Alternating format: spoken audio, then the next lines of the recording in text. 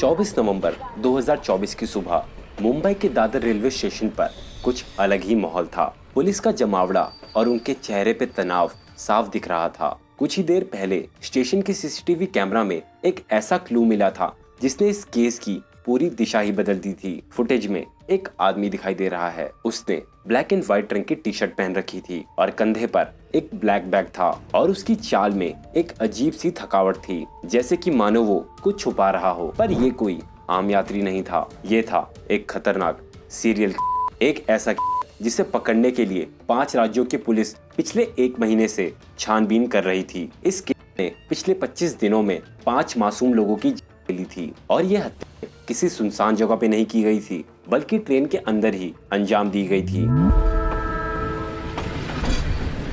Train, जो कि India में सबसे ज्यादा भरोसेमंद सफर माना जाता है, जहां हम अपने पेरेंट्स, अपने बच्चे और अपने फैमिली मेंबर्स को बिना किसी टेंशन के भेज देते हैं, ये सोचकर कि वो बिना किसी टेंशन के अपनी डेस्टिनेशन तक पहुंच जाएंगे। लेकिन क्या हो अगर ये भरोसा एकदम से किसी डर में बदल जाए? क्या हो अगर वो ट्रेन जो हमेशा सेफ मानी जाती है, वो अचानक से किसी के जाल में बदल जाए? आज की कहानी सुनने के बाद शायद आप भी ट्रेन को बेस्ट ऑप्शन ना माने ट्रैवल के लिए, क्योंकि इस कहानी में सफर का हर स्टेशन एक नई लेके आता है।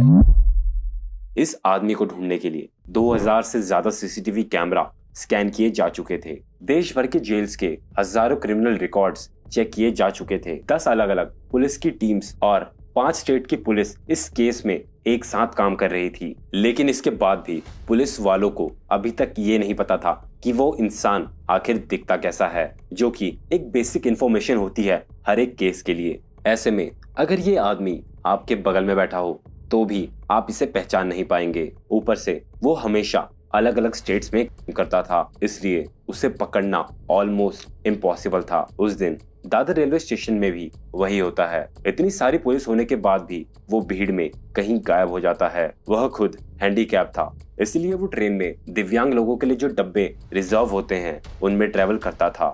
फिर उन्हीं डब्बों में बैठी दिव्यांग महिलाओं को वो अपना शिकार बनाया करता था, जो अकेले ट्रेवल कर रही होती थी। फिर रात को जब लाइट्स बंद हो जाती थी तो वो उन्हें क्या करता था। जब वो चिल्लाने के लायक नहीं बचती थी तब वो उनकी बॉडीज के साथ सेक्स था। फिर वो उन लोगों का कीमती सामान लेकर अगले स्टेशन पर उतर जाया करता था और वो ये बहुत ही ज्यादा आसानी से कर रहा था। लेकिन फिर कुछ ऐसा हुआ जिसने इस की प्लानिंग को उलट पुलट करके रख दिया। उसकी एक गलती ने उसे पुलिस के सामने लाकर खड़ा कर दिया। आखिर वो कौन सी गलती थी जिसने 5 राज्यों की पुलिस को इस कातिल को पकड़ने का मौका दिया? क्या ये उसकी जल्दबाजी थी या फिर उसके अंदर छिपा कोई डर जिसने उसे पकड़वा दिया? Hi friends, myself Prashant Upadhyay.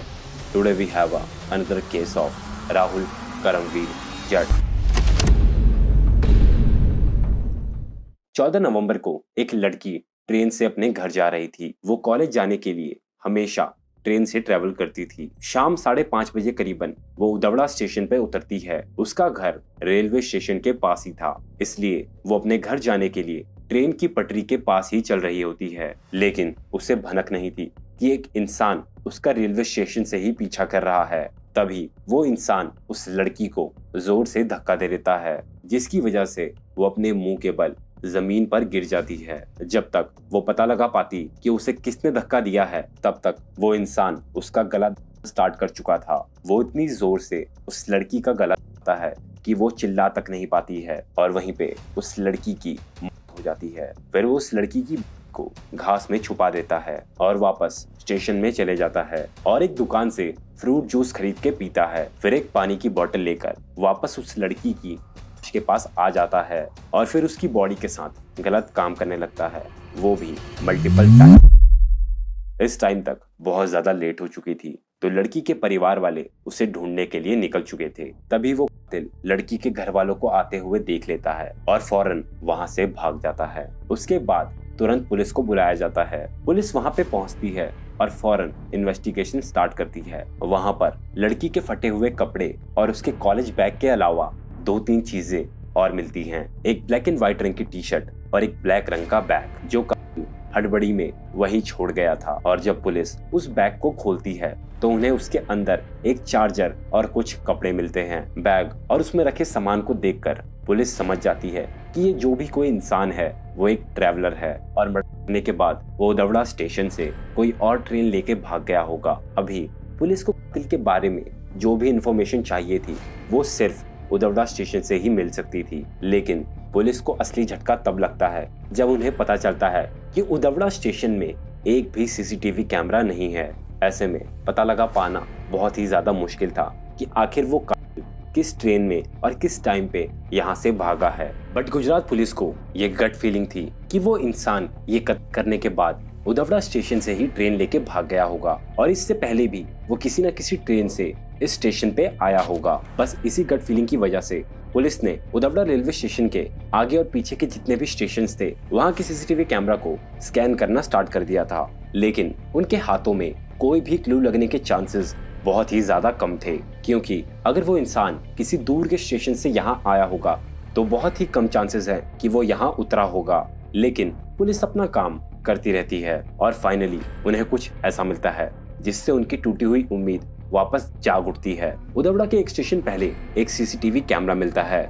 ये उसी कैमरे की फुटेज है। इसमें एक इंसान लंगड़ाता हुआ चल रहा है और खास बात यह है कि इसने भी वही ब्लैक एंड व्हाइट रंग की टी शर्ट और साथ में ब्लैक रंग का बैग ले रखा है। सीसीटीवी कैमरा की मदद से ही पता चलता है कि वो यहाँ से मुंबई जाने वाली ट्रेन में बैठा है। तो इसके बाद पुलिस उदवड़ा से मुंबई तक के जितने भी स्टेशंस हैं उनकी जांच करनी शुरू कर देती है। इसी दौरान तभी वो वापी स्टेशन में नजर आता है। फिर वापी स्टेशन से मुंबई तक के जितने भी स्टेशंस हैं उनकी जांच करवाई जाती है और फिर आखिरकार वही इंसान मुंबई के दादर रेलवे स्टेशन पे नजर आता है और जैसे कि मैंने पहले भी बताया था वो भीड़ में कहीं गायब हो जाता है और उसके बाद कहीं नजर नहीं आता है।